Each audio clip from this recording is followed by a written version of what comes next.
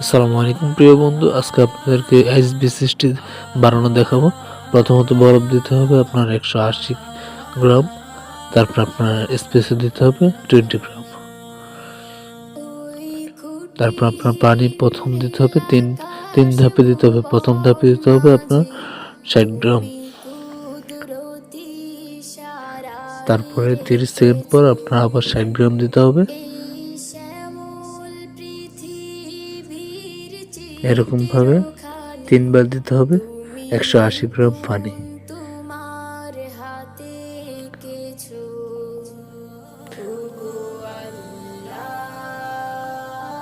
তো কফি শপে আপনার সর্বমেন হলো বিশিষ্ট আইস বিশিষ্টি।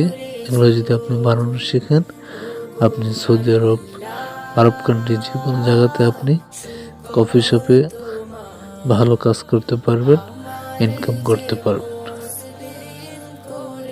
আমাদের আইস বিশিষ্টি বানানো শেষ হয়ে গেছে, এখন আমরা আমাদের গ্লাসে ঢেলে দেব। হয়ে গেল আইস বিশিষ্টি। এরকম ভাবে শিখে রাখলে ইনশাল্লাহ পরবর্তীতে আপনার কাজে লাগবে।